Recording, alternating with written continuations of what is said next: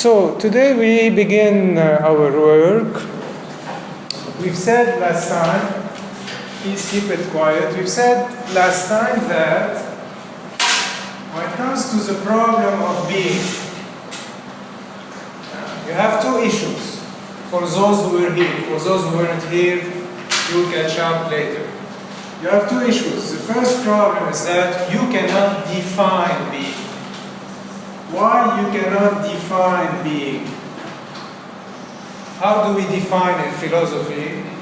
What do you need to look for when you define in philosophy? Those who are here. The genus, not the premise, and the specific difference. Meaning, when you want to define man, you have to look for what general family he belongs to, and what makes him different from the members of the same family. If I want to define pen, I say it's a tool to write.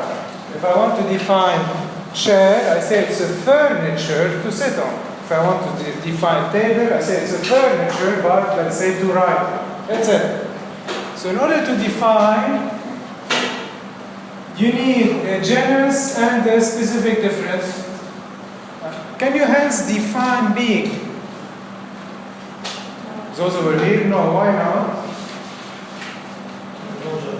Huh? Why it doesn't have a genus? Because it's the most general, it is predicated of everything. Given that we say the tree is a being, and God is a being, and being is a being, and the table is a being, and everything actually is a being. Some even say that non-being is a being, so everything is, just for us to be able to talk about it or think about it, it must be in a way or another. So everything is a being. Not everything is an animal, not everything is a table, and not everything is a God, but everything is a being. And hence we can say being of everything. This is why being is the most general. You can't find a larger family to include being. I hope this is clear. You can't find a larger category to include being. This is why you cannot define it. I hope this is clear for those who will be. Second point. It is the most general yet, but is it itself a genus? For those who were here, no, why not? Because we have to ask what is being as is. So why isn't it a genus? How do you define, how do you know that something is a generative type? Why animal is a genus? Is animal a genus? It's very simple what I'm saying. You don't need to bug. It's very easy. You heard about animality, life? I hope you did. Thank you. Are you living beings? Yes. Are birds living beings? Yes. Fish? Yes. So are they all living beings? Yeah. So we say that animal is a genus or the generative type of all of these species of living beings. I hope this is clear. So you have what you call a genus, which is in this case life, and you have the species, birds, fish, humans, etc. So life is a genus, and how do you recognize a genus? When you have a common something, a common feature, that can be differentiated into other species. Okay? I hope this is clear. This is when you recognize a genus. Life becomes different in man because man is the thinking life. Bird is the flying life, cow is the ruminating life, etc. So how do you differentiate the genus? By adding to it what? A specific difference. Rationality is a specific difference that makes life different in man. Rumination is a specific difference that differentiates life, etc. So can being be a genus? Why not? Because we can't have a specific difference because everything is being. Yeah, everything is being. Are the specific differences also beings? Is rationality being? The specific difference should be different than the general. Yes, it's true. The specific difference should be different from the genus to be able to differentiate it. Remember strawberry water. Can you differentiate water into strawberry water if you add water to water? what should you add to water for it to become strawberry water? The strawberry syrup. So strawberry syrup is like a specific difference that you add to this common substance, and it makes it different. Now, rationality, you have to add it to animality for it to become rational animality, etc. Now, what's the problem with being? Is rationality a being itself? Is it a being? You say rationality is 1, 2, 3. Yeah. Is rumination a being? Or is everything a being? So, can you have a specific difference which is different from being? If it's different from being, does it exist? No. So, being cannot be differentiated into sub-beings. So, even though we have this illusion that being is a general genus, the most general genus, the genus of all genuses, being is not a genus. So, it makes things even more complicated. See, you say reality, reality, reality, as if you are saying animal, animal, animal, but reality is not a genus.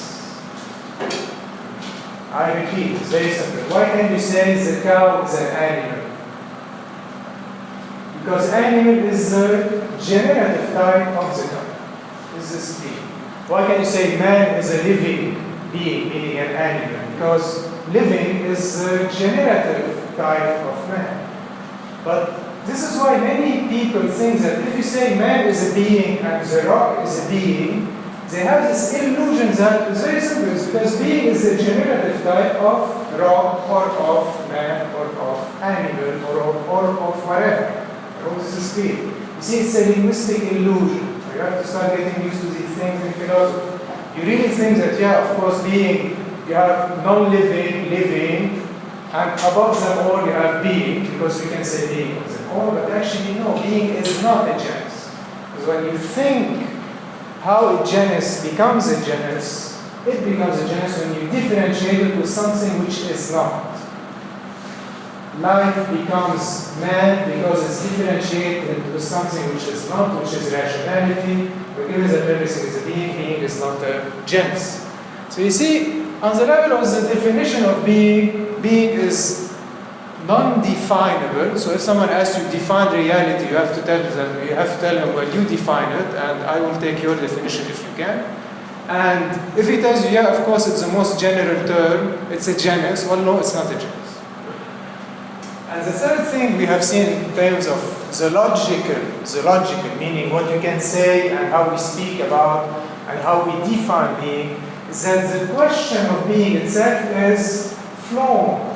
Why is there something wrong in the question, what is being? What's wrong in this question? But there's nothing wrong in the question, what is a tree? Or even what is God? These questions are fine. This question is not fine at all. Why? Yeah, we assume that we don't know what being is. Why? Why we are using it in order to ask the question.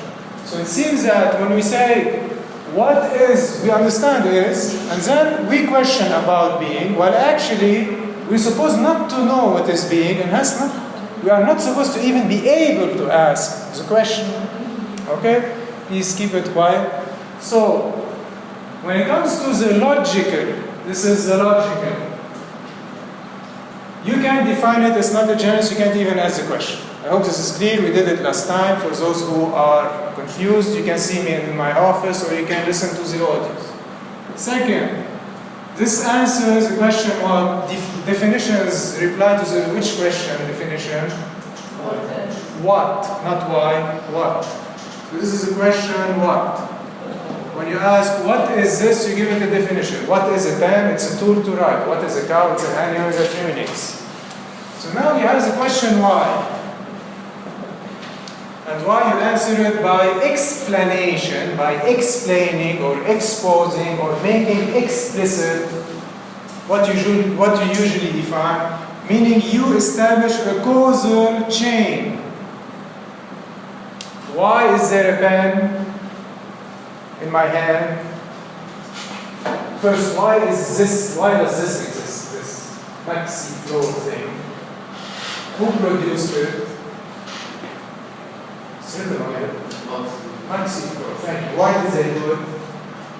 To sell, to make money. So, what is the cause of the existence of that? Is the company Maxi Pro. Okay? Why do you exist? You know, your parents reproduce, they made you. Your cause is your parents. Why are you here? You want a diploma. These are the reasons why you exist here or you exist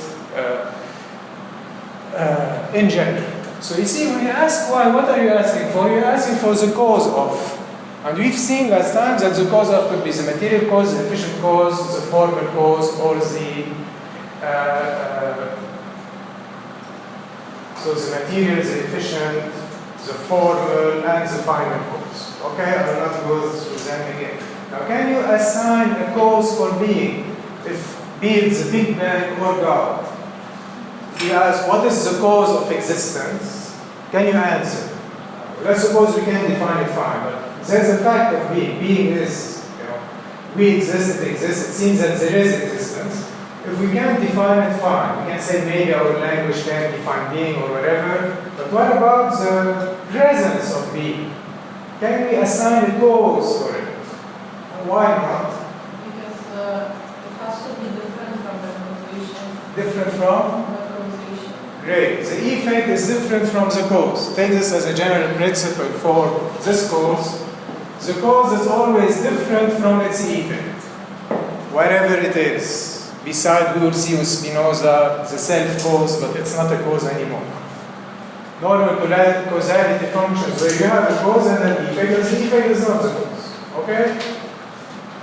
So can existence have a cause? Be it God's Big Bang or whatever you want. Zeus, if you prefer. No, why not? Because there can be beings or... In this case, who is the effect? Existence. And the cause should be different from existence, so it should be non-existence. And non-existence cannot cause anything because it doesn't exist, and hence being cannot have a cause. Is this clear? So there's no need to look for a cause for being. Please, we will see an extension on this cause because causality seems to apply on beings but not on being. I can have a cause for this pen, but I can't have a cause for existence as such, given that the cause of existence should inexist. I hope this is clear. Okay? So this is what we did last time. And you see that, like in the cave of Plato, we are really stuck. Why are we stuck? Because if you are doing philosophy, as I've said last time, what is your target? What do you want to know? Philosophy's other name is what? The real name of philosophy is ontology, thank you. The science of being, the science that will prove what is real.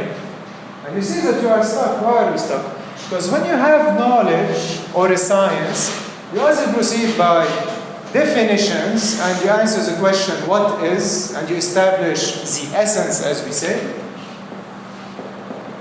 The essence is the definition of something.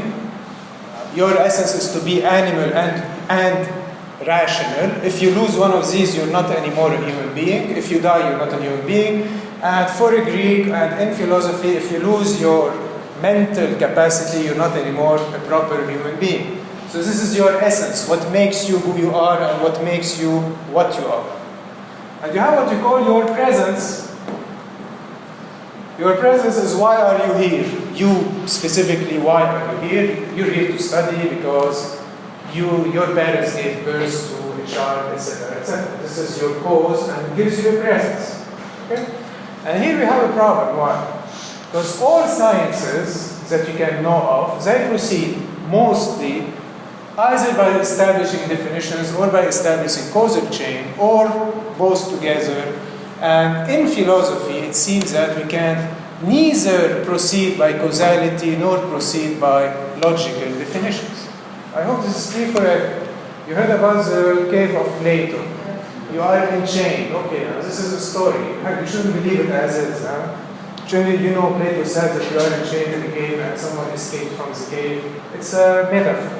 It's for people to get to capture the attention of the readers and to give them a nice story. But what is the real story behind that? The real story is that when it comes to reality, philosophers are really enchained. They can't go anywhere.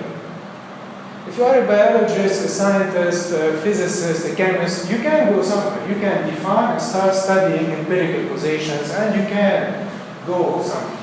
Philosophers, they begin trapped. They begin really in a kind of logical, epistemological straitjacket, and they can't move. They can't do anything. So you can't define, you can't look for causes. How can you make a science of being if you can't do neither? And this is when you have to start, it's like when you are enchained in a prison, you start, cutting your chains with a rock. And you start really trying to find a little crack in this straight jacket. This is what Plato calls the beginning of the evasion from the cave. You have to be able to really cut yourself out of this deadlock. Essential. It's essential. It's essential. Essential. Oh. So you have to cut yourself out of the straitjacket. You have to, if you mean that you have a need to get out, there's a need for us to know what the hell is existence. You can't just say, it exists, and when you want to think existence, you can't provide any answers. And all philosophy, I assure you, is this kind of gymnastics or a kind of evasion from the prison of being or of this kind of deadlock in which we are. We need to know on a rational grounds, not on some kind of mythological or religious ground, what is reality. I hope you're getting the difference between philosophy and religion.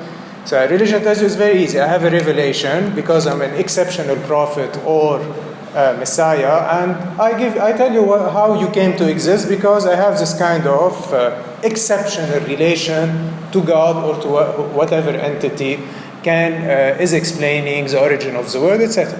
Philosophers are not like that, even though they are sometimes confused with religious figures. They're not like that at all because they want to prove it rationally and not via a mythical or via a mythical account or a revelation. Okay, this is the main difference between religion and philosophy. So, how can you crack this? You can crack it by analyzing, by doing an analysis of being. See, if you analyze being, now what is analysis? Analysis is neither a definition nor an explanation by a causal chain. You say, okay, a being is this thing. I call this a being, the pen. I call this a being, the chair. I call myself a being. I call practically everything a being. Now, let's analyze that. Okay? Hope you're getting how these proceed. So far, I'm talking about Aristotle, if you didn't recognize him yet. So, Aristotle says, okay, you have being, fine. How can we find articulations inside this monolithical block called being? Or are we doomed to just say being, and we don't know what it is? So if you look at any being, this pen, you, the cow, the bird, or any being, including the universe, the Big Bang, black matter, atoms, whatever you want, any being you can think of. What is common to all beings? First, there are beings, okay. And second, what is the structure of these beings? Aristotle says, all beings, which is quite interesting, all beings have an essence and a presence. All beings. Whatever being, it has to have some presence. The chair, I see the chair, and I know it's a chair. Now you have to be very careful to distinguish between I see a chair and I know it is a chair. Can you see something and you don't know what it is? Let's suppose you go to China, they bring you, I don't know, a piece of furniture and you really don't know how it works. In that case, you still know something, which is that it's a thing and you don't know how it works. Okay? So even whatever I present to you, we always have some kind of knowledge about it, and this is why we consider it to be a being. This is clear. So I repeat, any being, if you analyze it, we are not defining, we are not establishing causality. So we're just saying, if you look at this pen, it has a presence, it's here, and it has an essence, I can say it's a pen. Okay? And because I can say it's a pen and it has a presence, we consider it to be a being. So let's see if you get this. Aristotle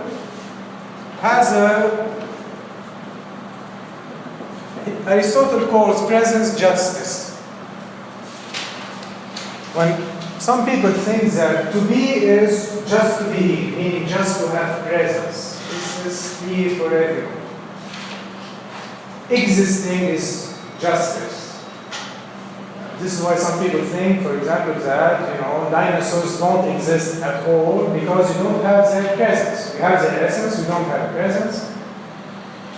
So this is why we consider that dinosaurs don't exist. Fine. Their existence, most of the time in our everyday language is confused with what? With presence.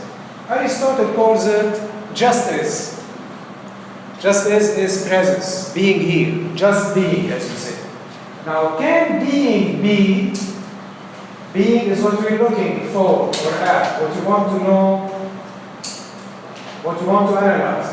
Can being be just presence? If being is just presence, can you still say that this is a table or the wall is white or being is something? So I repeat, it's very easy.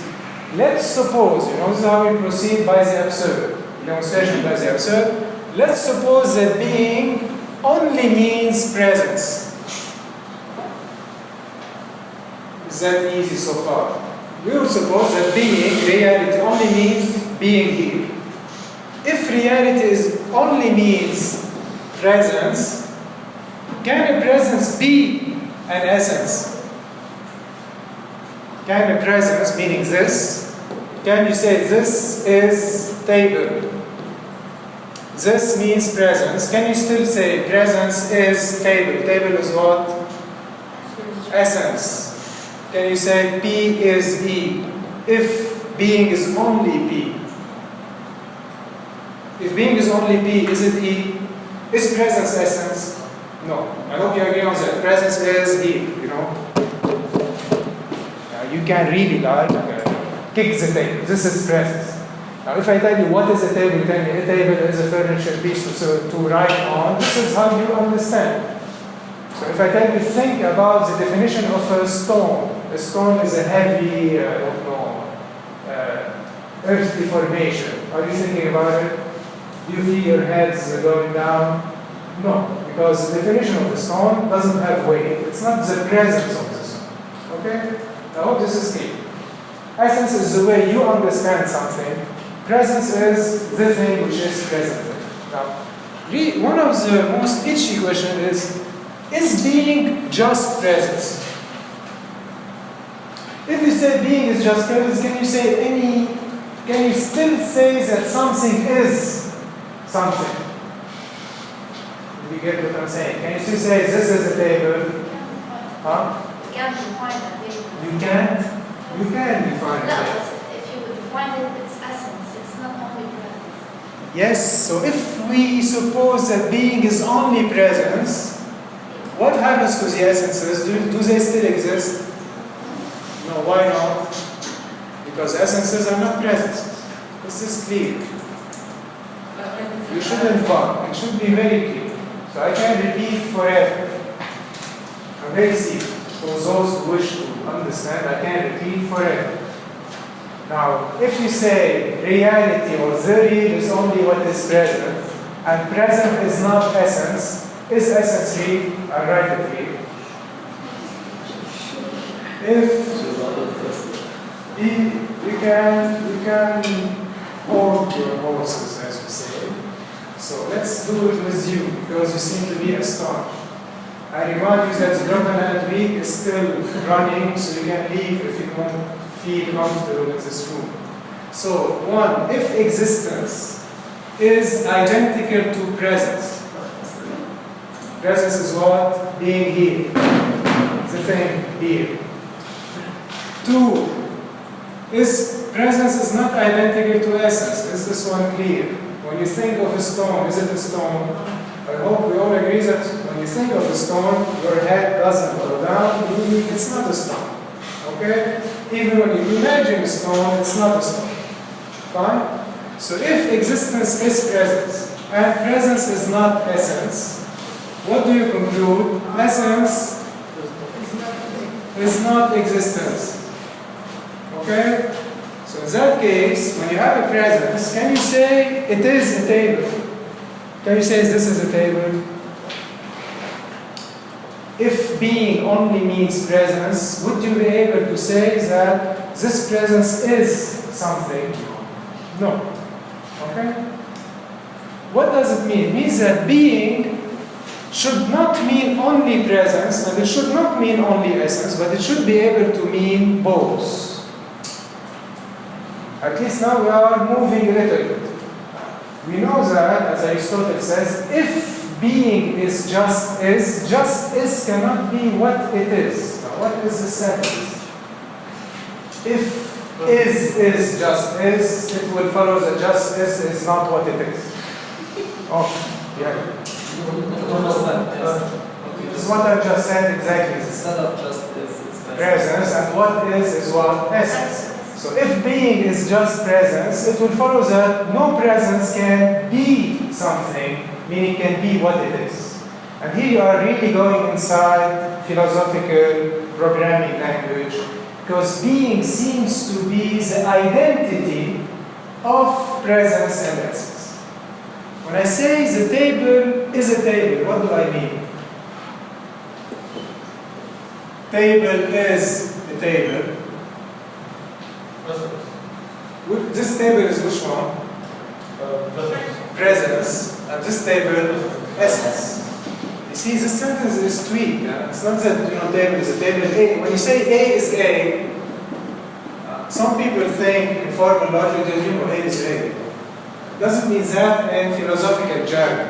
When I say A is A, it means that the presence of A is identical to what? To the essence of A.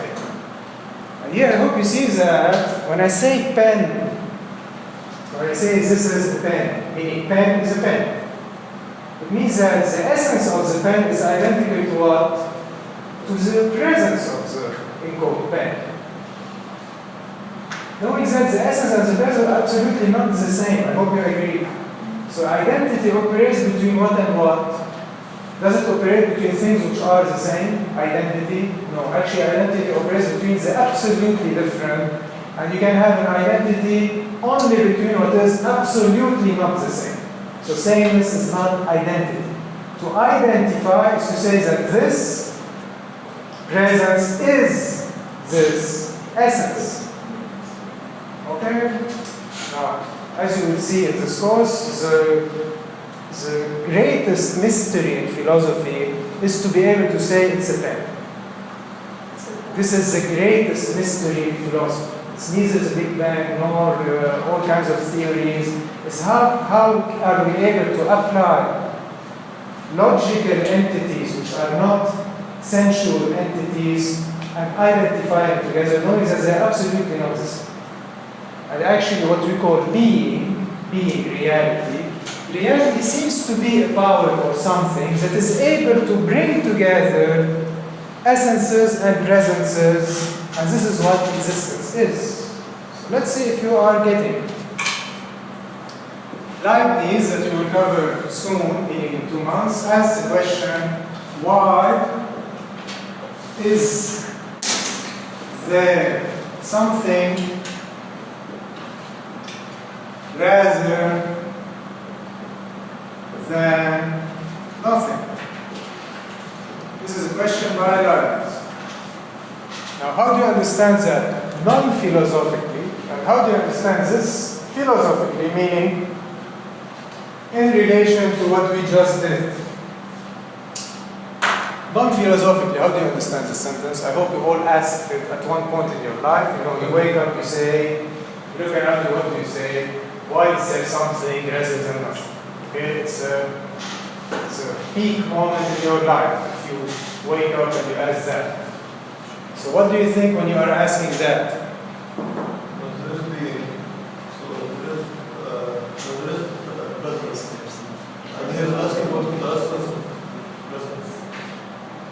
You are implying to how do you understand that philosophy. Just before going there, how do you understand this question non-philosophical? What do you imagine? Really, non-philosophical means how do you imagine when you think of that? If you're not doing philosophy, how do you understand this sentence? Why does it exist? Huh? Why does it exist? Why? Does it exist? Who is the does? Does it? What is it? Something. Life. Life or what? Us or anything. So what do you imagine? Either, blue sky, birds, you going eating an ice cream, or nothing. How do you imagine nothing? Darkness. There's. What would be absolute nothingness? Usually people imagine a big black hole. Void. Huh? Yeah, if I tell you imagine, I know. Just saying, non-philosophically, if you have this kind of existential crisis where you ask yourself, why is there an existence anyway? Why nothing? What do you imagine? Blue, red, or black? No.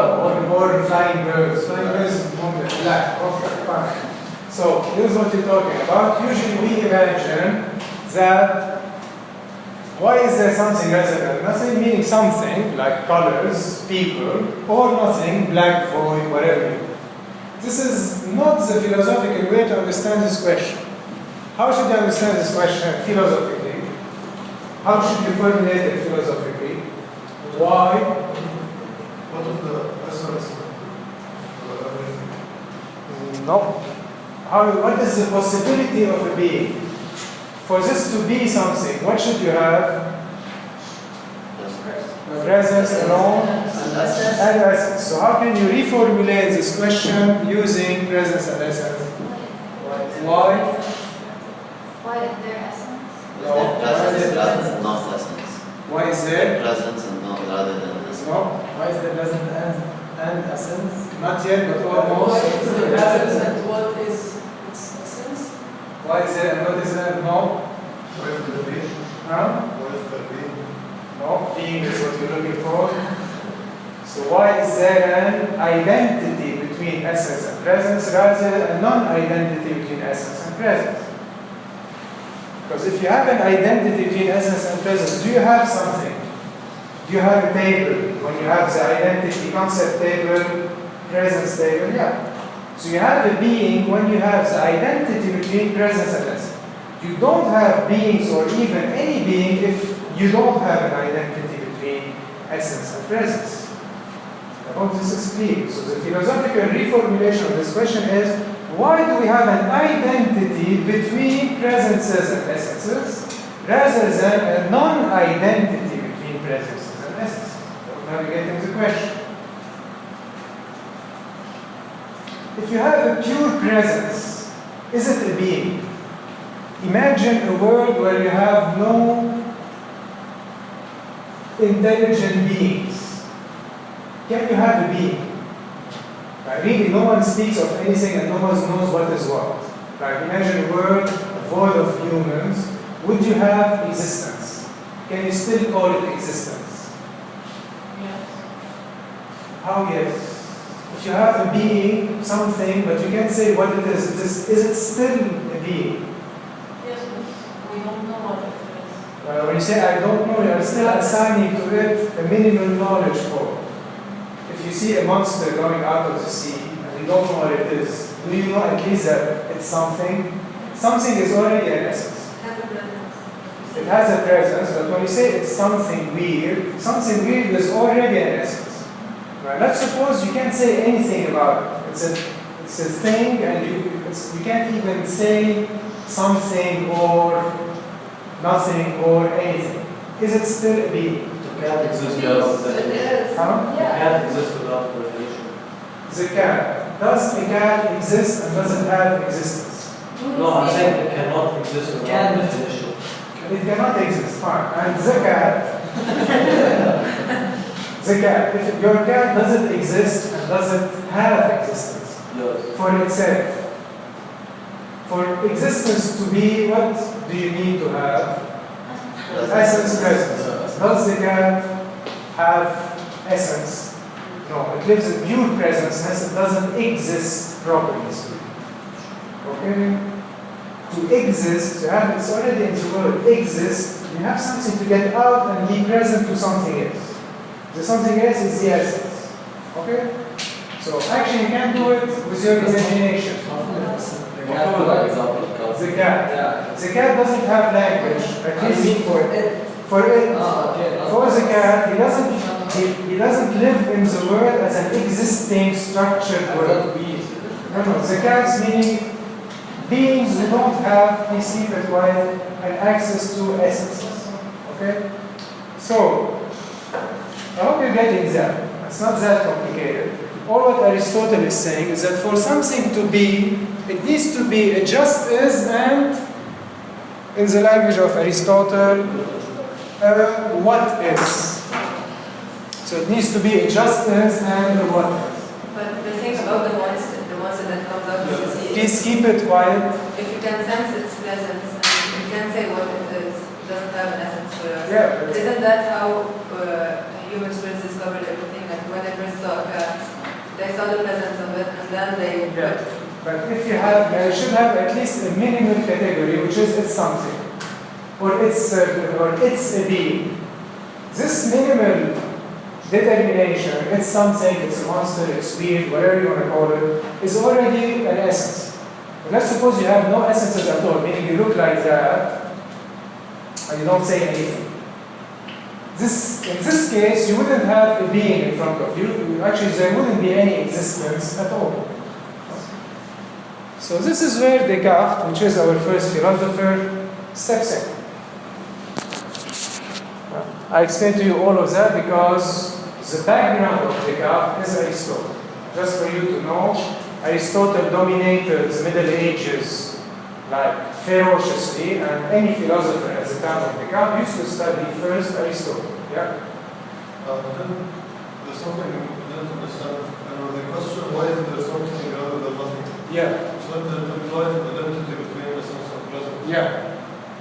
Because this question, though, why is there existence rather than non-existence? Is this clear? Now, what is existence when you analyze it? So the essence and presence. It's the identity of essence and presence. Yeah. Okay? If you have only presence, you can't say this is a table. Actually, this becomes nothing. I hope this is clear. Because if you don't have essence, when you say this is table is non-being, and hence being is not being. Is this clear? Is a demonstration here. Yeah. Okay, if you say this is table, and table is essence, and essence is opposed to presence, and hence it doesn't exist, you are saying that this doesn't exist, so nothing exists if you don't have essences. I repeat, it's really easy. It's these steps. If existence is presence, essences are not presences, and hence essences don't exist. And hence when you say this is something, something is an essence, and hence you are saying this is nothing. Okay? For everyone? Fine. So you need both. Being should be spoken in two ways, and not only in one way, in order to have a being. So this is why this question becomes what? Why is there an identity between presence and essence rather than a non-identity between presence and essence? This is a philosophical reformulation of the question. Okay, this is where Descartes is. Descartes is known for what? You know Descartes? Descartes. Cogito. What is the Cartesian song? We all sing it. You know that song, no?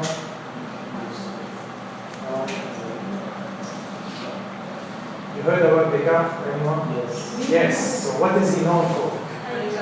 I think, therefore I am. Thank you. I think, je pense donc je suis. Actually, je pense je suis. So I think Yes. I am. There's something missing in the song, which is the first couplet. What is the first section of the song? Before I think, what do you have? Huh? Not if, no. Before I think, no. Not I am, I think I am. This would be a nice song, but no. Huh? I? No. It's I doubt. Please keep it quiet. I doubt. Okay? You know that. You know, Descartes, just for you to know, around when he was almost in his 40s, somewhere in his 40s, he made a little bit of money and he went to the Netherlands because they were a liberal country even back then. And he thought, in the Netherlands, I can sit there quietly with my money secured and I can have enough food and a nice little heater to meditate on being. So indeed, Descartes went to this little house that he rented in the Netherlands. He closed the doors, he doesn't talk to anyone, he doesn't have a cell phone nor any communication lines, and he's really locked in his room with his poêle, with his heater, and there he's thinking about being. Okay, and indeed, this is how he wrote the meditations, at least this is what he claims, and this is how he wrote, before that, a short book called The Methods of Reasoning, if we translate it like that. And this is where he wrote this, I doubt, I think, I am. I hope it's clear. Okay? You see how Descartes proceeds. Descartes thinks, when it comes to beings, beings are doubtful. What does it mean? It means that if you say that water is water, you have a doubt. Why you have a doubt? You know water, right? You know water? Okay, water, what does it look like? Water, it looks like that. You know, the shiny little thing. This is what? Water, great. This is presence or essence? Presence. Today, how do you understand water? What is the essence of water today? Huh? No? It's a liquid. What is the formula of water? H2O. Thank you. This is presence. And what is its essence? H2O. Fine. So Descartes is saying, you know what? When it comes to any being, you have to doubt. Because it's there, yeah. But we don't really know if it is what we say it is. Hope you're getting where is this doubt. So I repeat. Who came just before Descartes? A very, very big figure in science. Almost 50 years before Descartes. Almost a contemporary of Descartes, actually. He's a bit older, but... Huh? No, he is way before. It's a Greek that died somewhere. He is way before. Anyone? Galileo, you know Galileo? Okay, Galileo was almost living at the same time of Descartes, a bit older, 50 years. So Descartes was quite aware of the discoveries of who? Galileo. And actually Descartes, what he wanted to do is the metaphysics of Galileo, just for you to know. And what did Galileo say, and why did he revolutionize the way we see the universe? What are his basic statements? The orbits. The orbits, which are about what? The Earth. The Earth is in the center of the universe, and what else? What is Copernicus already found it, but Galileo gave it a good, nice theoretical model. What is spinning around what? The Earth or the Sun? The Earth. The Earth is spinning around the Sun. Great. And is the Earth flat? No. So, why Descartes is very in doubt now? He gets the problem. If somewhere, or did the people at the time of Descartes believe that the Sun is actually spinning around the Earth, and the Earth is more or less flat, and actually the Earth is the center of the universe? At the time of Descartes, if he takes the popular beliefs, what did they believe? They believe that the Earth is flat. Yeah. So you You see it flat. Is it flat? No. You see it move, the sun. You see it move. Is it moving? No. You see, you have a gap between presence and essence. Maybe you see it move, but is it moving? It's not moving. Maybe you see it flat, but is it flat? It's not flat. Sometimes essence and presence do stick together on the level of appearances. You say water is shiny and indeed it is shiny, but sometimes they don't. This is clear. So when Descartes says our senses betray us, what does he mean? Let's suppose you see a broken piece of wood in the water. You know this experiment, no? You see it broken in the water. Now, when Descartes says my senses betray me, is he saying that this image as image is wrong? Is this image as image wrong? No. Is the image of the sun moving in the sky wrong? As an image? No. So as a presence, can it be wrong just as a presence? No, because you know what? When you see this broken, this actually is a perfect image of all the conditions of your perception. Because of the refraction of light, because of how your eyes are made, because this is how you have to see. This is what you should see. And when you see the sun moving in the sky, isn't this an accurate image of the spin of the earth, of you looking up, etc., etc.? Yes, it is. Okay? So, their images as images, are they flown as images?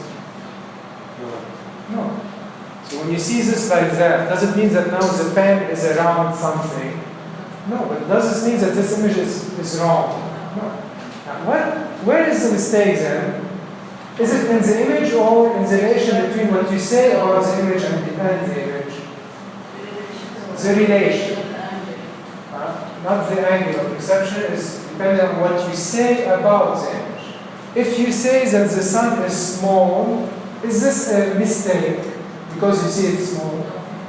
If you say it is in itself small because I see it this big, the sun, it's a mistake.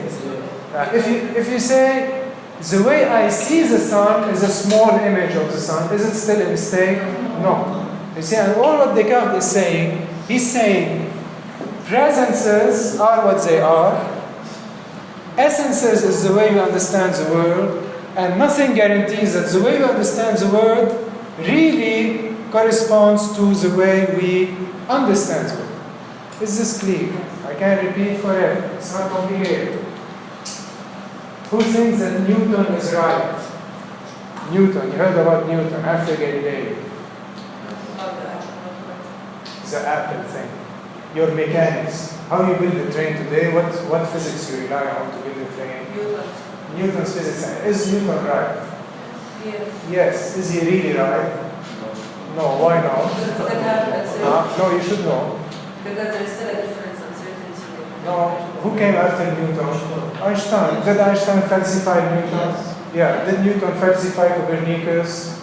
Yeah. And little bit Galileo? He did. And did Galileo falsify Aristotle? He did.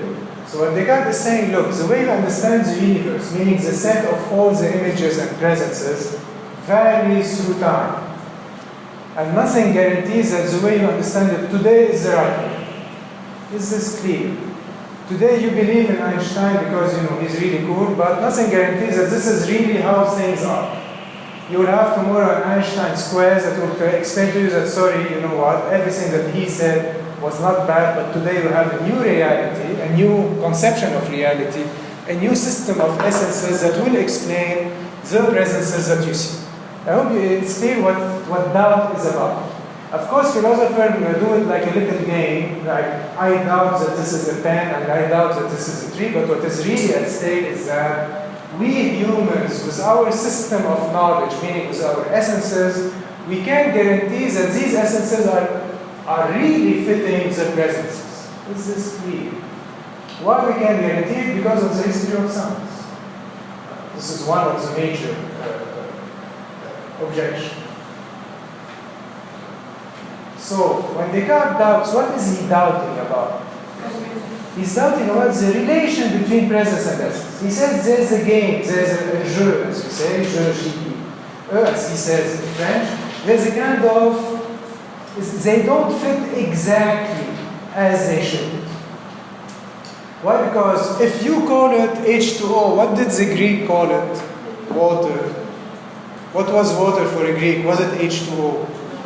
No, it was which god? The god of water? Poseidon. So this was Poseidon for a Greek, for you it's H2O, and tomorrow we'll discover that it's, I don't know what, dancing energy or cosmic waves, and we'll say, you know, the good old days, they used to think it's particles which are congregated together. So what we say about the world doesn't necessarily fit the world. It's just leave. It's not the essence itself, not just the relation.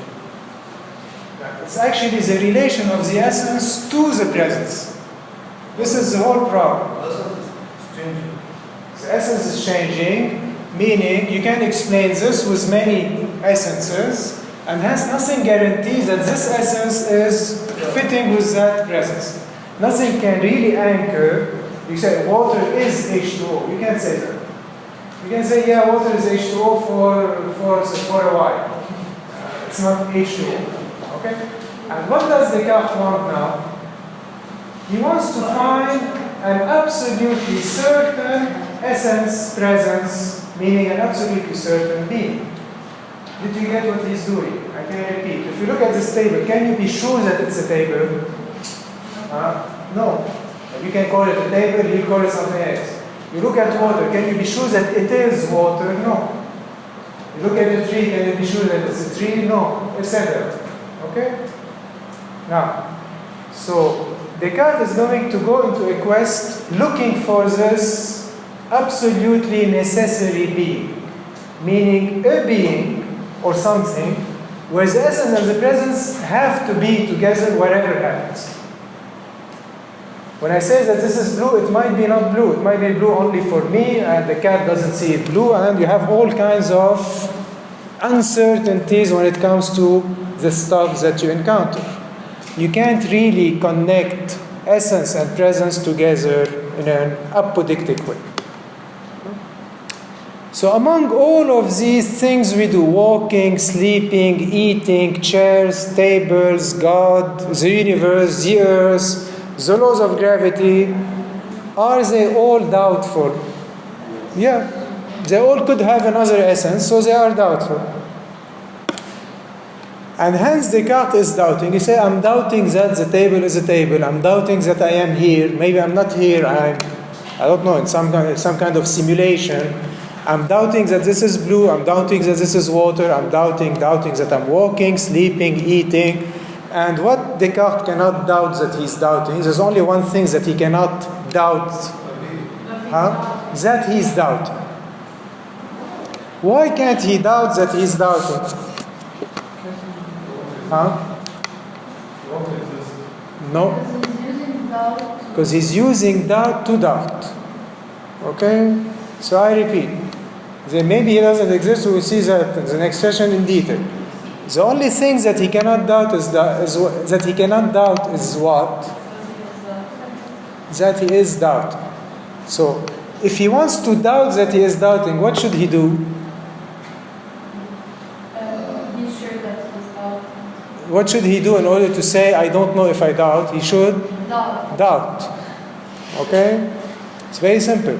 Can you doubt that this is a table? Yeah, you can say maybe it's not a table, fine. Can you doubt that you are doubting? In order to doubt that you're doubting, you have to perform the doubt.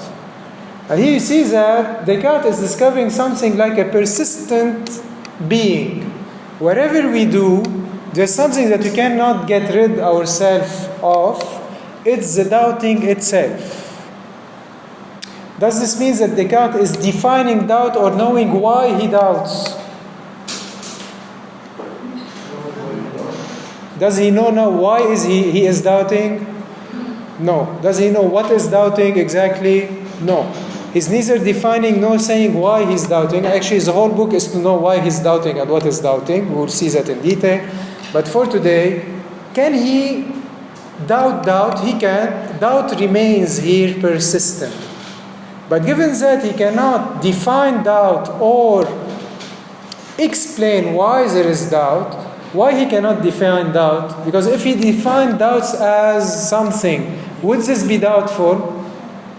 If he defines doubt, let's say he says doubt is a cerebral state. If this is the essence of doubt, is this doubtful? Yeah. So he knows that he is doubting and he must doubt and there is doubt, but he cannot define doubt because if he defined doubts, the definition of doubt would be doubtful. Oh. Now can he know why he is doubting? Let's suppose he explained why he is doubting. I'm doubting because I want to be a philosopher. Would this explanation be doubtful? Yeah, maybe he's not a philosopher, he's a simulation, he's an animal, we don't know what he is. He can neither explain why he doubts, nor give a definition of doubt, because the explanation of doubt and the definition of doubt would be themselves doubtful. Okay. While in the same time, he cannot doubt. Because to doubt, what he should do? He should doubt. You see, there's a performative necessity here and not an intellectual necessity. It's not because the definition of doubt is great that he should doubt. Actually, he doesn't know the definition of doubt. He doesn't know the reason or the cause of doubt. But he's sure that he's doubting and he cannot doubt. This is clear. So when you're sure about something that you cannot not doubt, in this case it's doubt that you cannot not doubt, because to doubt it you have to doubt. So when you are sure that you're doubting, while at the same time you cannot define it nor explain it, this is what you call a certainty. A certainty is not knowledge. Actually, it's the worst enemy of knowledge. A certainty is when it's there, you cannot get yourself rid of it, while in the same time you cannot define it or you cannot explain it. This is what you call a certainty. I hope this is clear. So Descartes begins with this kind of absolute certainty, which is, I doubt. I doubt because I cannot doubt that I doubt, and in the same time I cannot define doubt or explain doubt. So I doubt, it's a kind of fact. I doubt. And I know that thinking is a type of doubt, and hence I am, because if I think, there must be something that thinks, I am. This is a short version of the cogito. Short version. Okay? This is clear. But what I want you today to start feeling is that when he says, I doubt, I cannot doubt that I doubt, defining doubt is doubtable, and explaining doubt is doubtable, hence doubt is a certainty and not a form of knowledge, we can begin with the certainty of doubt. This type of reasoning is neither anymore logical nor a causal form of thinking. It's a philosophical way of thinking. I hope you're getting, it's a way of thinking that uses the paradox in order to think. What was the paradox here? In order to doubt, you have to doubt. You see, it's a paradox. And this is, here you see the force. I can't doubt that I doubt because you doubt I have to doubt. This is not logic. It's not a causal explanation. It's a kind of contradiction. And the contradiction that reverses into what?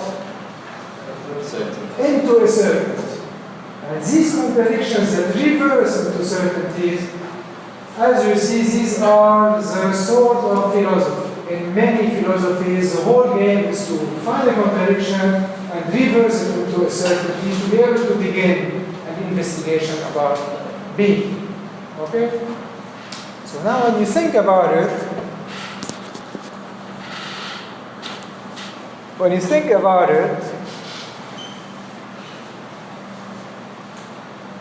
questioning, to ask questions, so what is this, we're not sure about this and stuff like that. You see, questioning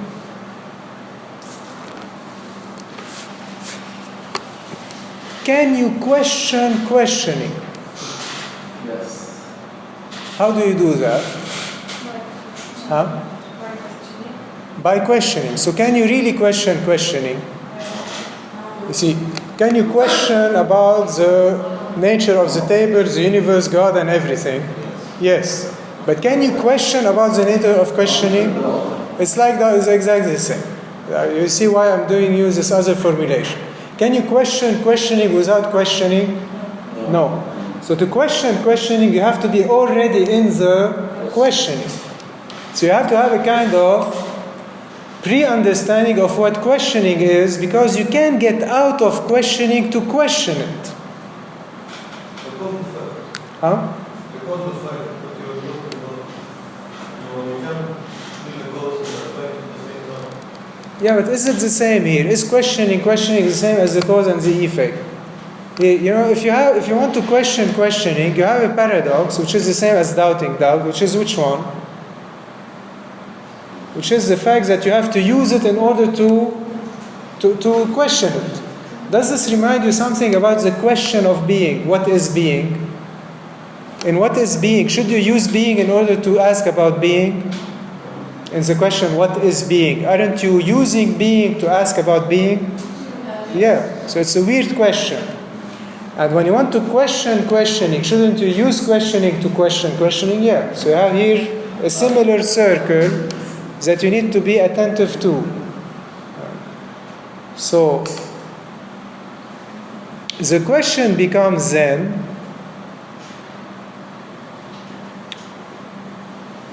meaning the question of being becomes what now? The question about the question. Okay? Which means the question of being has a similar structure apparently to the questioning about questioning or doubting about doubt. And hence what we really need to understand is why we question, be it about being or about questioning, if you want to understand or solve this issue. Is this clear? So I hope this is clear. Do you have questions on what we did today? Okay. So I will recap what we did today. And you should start reading. You read after each session, what is at the end of the booklet assigned as a reading in each chapter. So usually the readings don't exceed 5 pages, 6 or 5 pages. I advise you to read if you want to keep the pace in this book. So what we did today is this. Please keep it quiet. Just what we did today is this. If you have questions, let me know. First, we began with the impossibility to define being. And you have seen that it's impossible to define being because you can't find a more general term in order to include being under this term. Because being is set off everything. Then we said that being is not a genus because for it to be a genus, it should be differentiated by something which is different from being. And if something is different from being, it doesn't exist. Hence, you cannot differentiate being into subspecies. Third, we said that the question of being itself is a malware. It's not well forward. Because you can't question about being while using being. And we will see with Descartes that the whole problem will be to discover how is this possible. Then we said that you cannot even explain being with a causal chain. Because the cause is different from the effect, and hence, be it God, the Big Bang, or whatever you want, should be different from existence. It doesn't exist. And hence, you cannot have a cause for existence as such. We ended up showing that when you proceed with causalities, you have what we call a presence. The bottle is here because of a series of causes and effects. And when you proceed logically, you have an essence.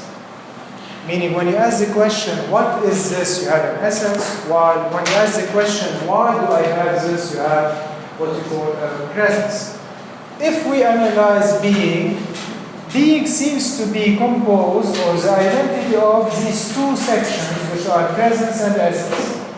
Because if being is only presence, it will follow that essences do not exist, and hence each time you say that something is something, or even is, it follows that it is not. This is why being must mean in the same time just is and what is. I hope this is clear.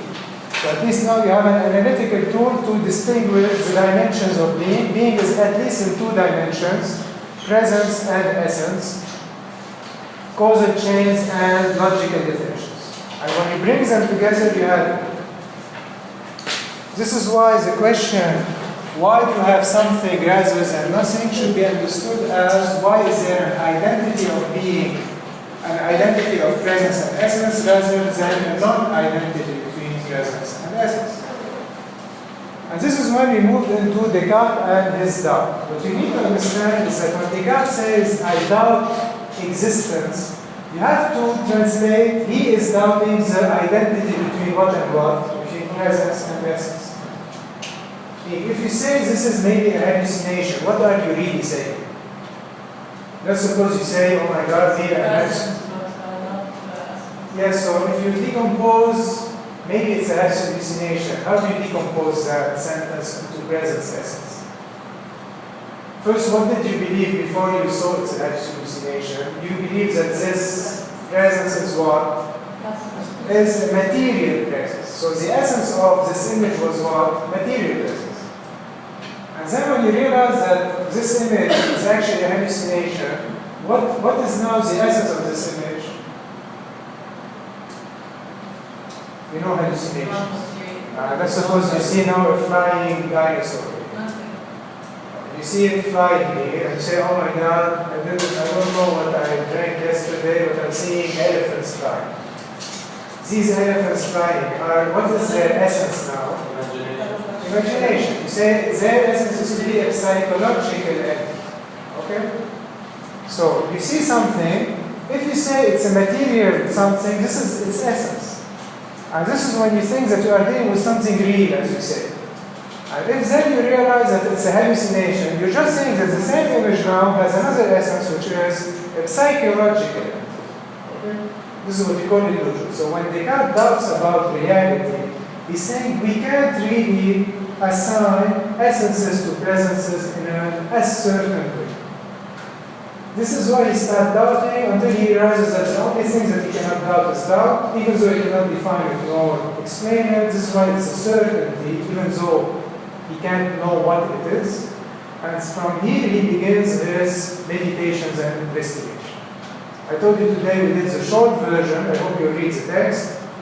Next time, which is Thursday at 6:15 or Friday at 2, we'll do the long version, which is much more entertaining, as you will see. There is a short version. You have questions on that? Are you able to follow? If you're not able to follow and you feel like passing this course, if you don't feel like failing, sometimes students feel like failing. If you don't want to fail, you have open office hours. I'm very serious.